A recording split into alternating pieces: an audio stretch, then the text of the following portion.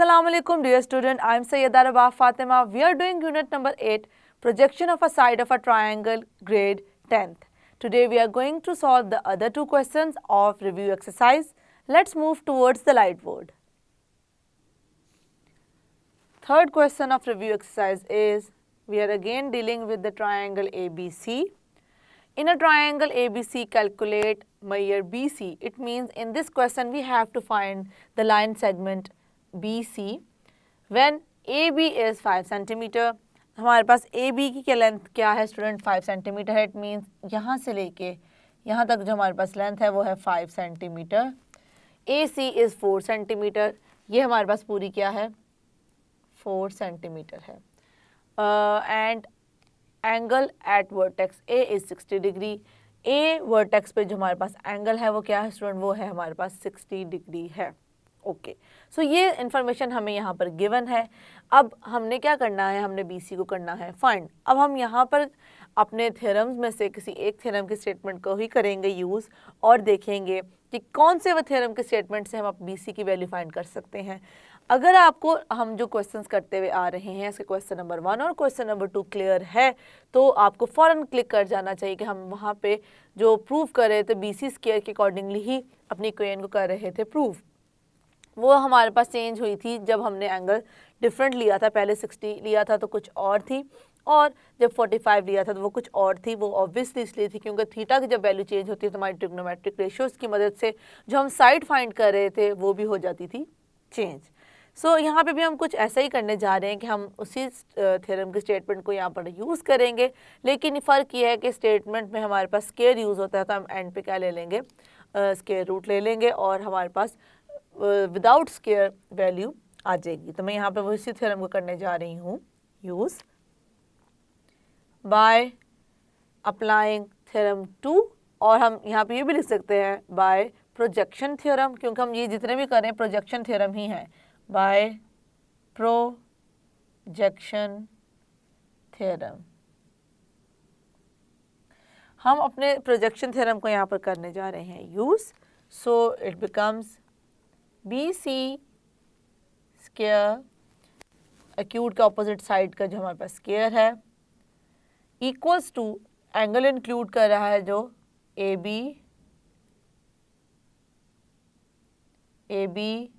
Square plus AC square minus AD is basically the projection of AC upon AB. So measure AB into measure AD. हम क्या देखते आए हैं student question में कि हम यहाँ तक उसके बाद हम अपनी वैल्यू को फाइंड करते थे और इसी तरीके से इसको करते थे प्रोसीड. लेकिन यहाँ पे हमें फ़र्क ये है कि हमें साइड्स की लेंथ गिवन है तो हम उन साइड्स को यहाँ पर कर देंगे पुट.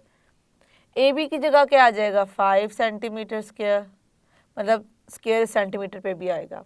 AC की जगह क्या आ जाएगा 4 सेंटीमीटर स्क्वायर माइनस AB की जगह फिर आ जाएगा 5 सेंटीमीटर और AD क्योंकि हमें गिवन नहीं है वो हमें करना है फाइंड. ओके सबसे पहले इतना सॉल्व कर लेते हैं जितना हमें गिवन है फिर इसकी तरफ मूव करेंगे. अब ये आ जाएगा 5 square is 25 centimetre square plus 4 square is basically 16. It becomes 16 centimeter square and this is minus 10 centimeter into measure AD. इसको हम कह देंगे दोबारा से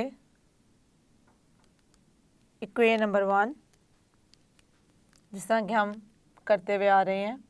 उसके बाद स्टूडेंट हमने देखा था कि हम किस तरीके से अपने ट्रिग्नोमेट्रिक रेशियो को यूज़ करते थे. यहाँ पे भी हम ऑब्वियसली कॉस को ही करेंगे क्योंकि हमें जो कि गिवन है उसी के अकॉर्डिंगली हम चल रहे हैं और जो फाइंड करना है उसको भी हमने फाइंड करना है तो हमें कॉस थीटा ही सूटेबल है.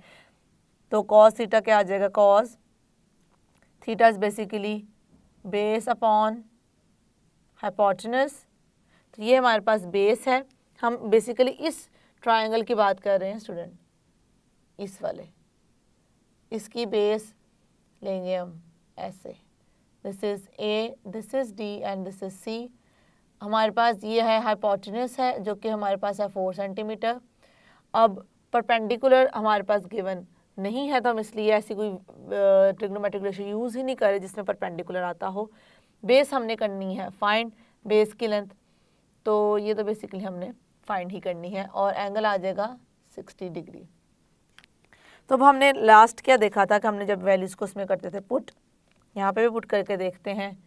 cos 60 equals to measure this is AD upon AC। तो इसी तरीके से हमारे पास, इसको मैं फर्दर आगे यहाँ पे सॉल्व कर लूँगी।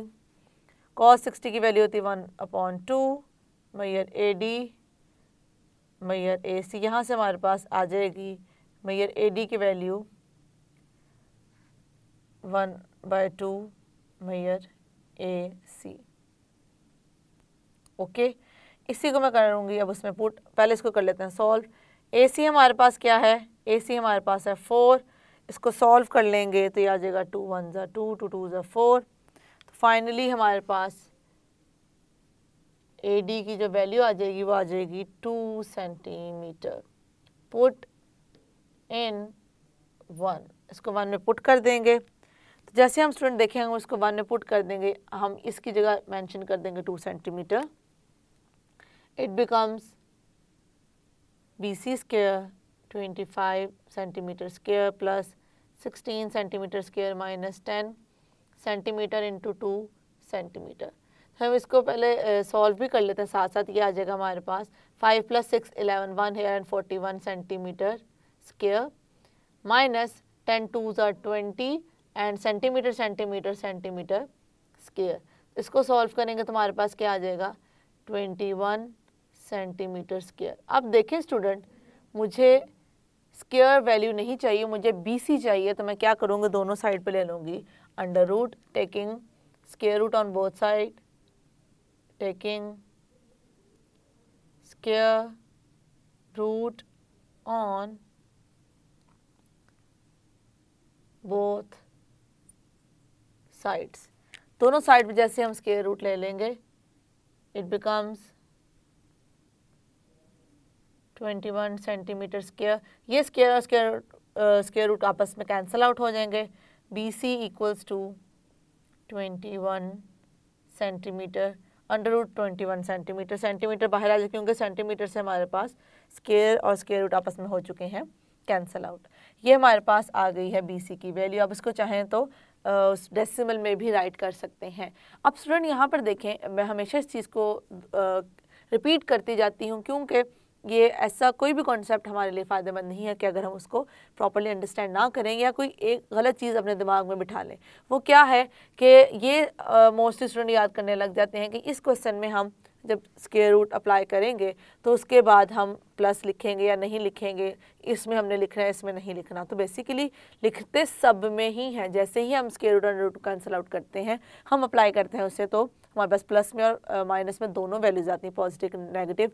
लेकिन यहाँ पे हम बेसिकली बात करें लाइन सेगमेंट की, हमें पता है लाइन सेगमेंट, और हम 9th क्लास में डिस्टेंस फार्मूला पढ़ा था स्टूडेंट, तो उसमें हमने देखा था कि हम डिस्टेंस हमेशा क्या लेते हैं, पॉजिटिव ही लेते हैं।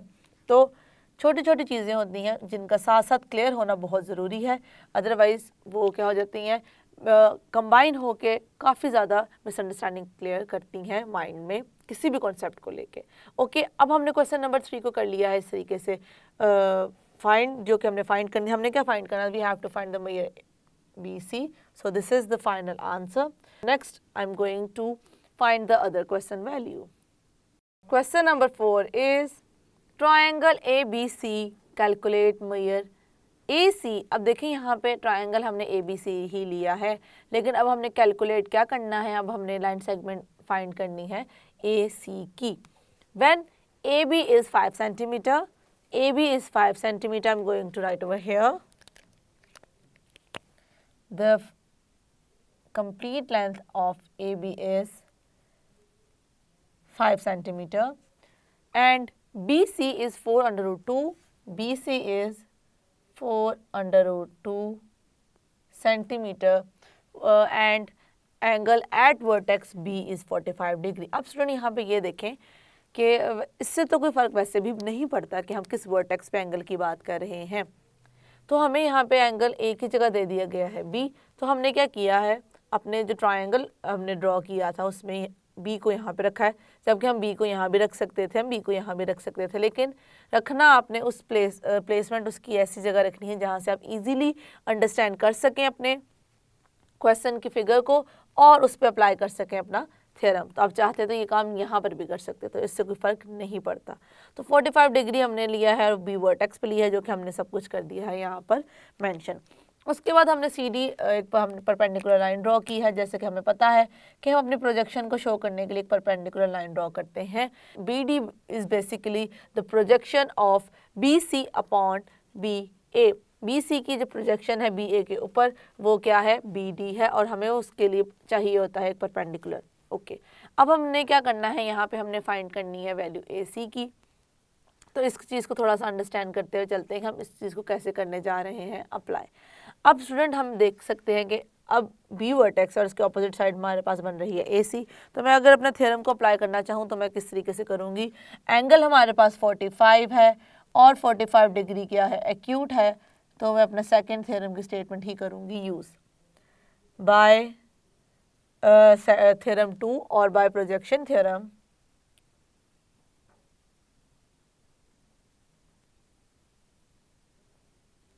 जो कि हमारे पास हम सेकंड वाला यूज़ कर रहे हैं, उसको मैं यहाँ पे करने जा रही हूँ। Right, A C